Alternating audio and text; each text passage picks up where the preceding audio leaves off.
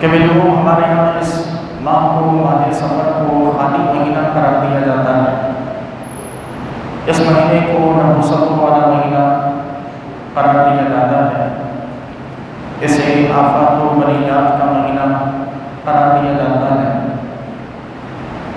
یہ تک کہا جاتا ہے کہ اس مہینے میں کوئی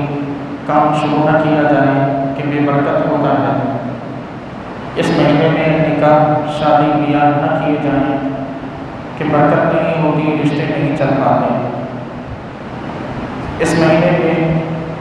کوئی خوشی کا کام، کوئی بڑا کام ہرگز نہیں کرنا چاہیے، اور اس مہینے کے آخری بدھ کو ابتدائی 13 دنوں کو 13 تیزی کہا جاتا ہے۔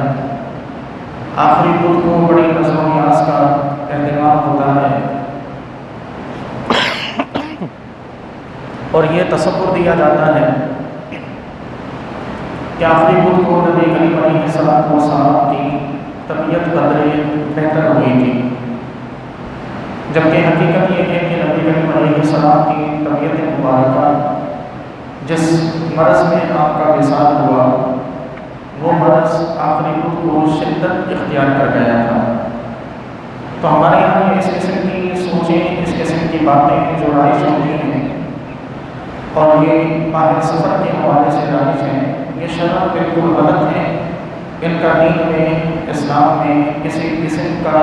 ان سے کوئی تعلق نہیں،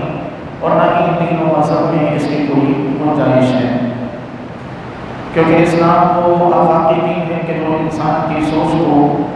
بدشگونیوں سے نکال کر انسان کو ہمیشہ اچھا سوچنے والا بناتا ہے۔ اسلام بدشگونی کا انکار کرتا ہے، اور ہر وہ چھوٹی چیز کے جس سے ہم بدشگونی لیتے ہیں، اسلام ہمیں ان چیزوں سے بچنے کا حکم دیتا ہے۔ اسلام نے بدشگونی صرف ایک چیز کی ہے، اور وہ ہمارے برے اعمال ہیں۔ اس کے سوا اسلام اور کسی چیز سے ایسی بدشگونی کا لینے کا حکم اور اجازت نہیں دیتا کہ جو دیکھنے میں بھی جس کا ہمارے اٹھنے بیٹھنے، کھانے پینے اور معاملات سے کوئی تعلق نہ ہو۔ مثال کے طور پر کوئی بیوقوف شخص ہی ہوگا جو یہ عقیدہ رکھے اور یہ یقین رکھے کہ اگر وہ کہیں راستے پر نکلے اور مٹی راستہ کاٹ جائے تو اب اسے پلٹ جانا چاہیے، سفر نہیں کرنا چاہیے۔ ایسے لوگ بیوقوف ہی ہوتے ہیں کہ جو اس قسم کے کوئی عقیدے یا اس قسم کی کوئی باتیں رکھتے ہیں اور لوگوں کو بتاتے ہیں اور لوگوں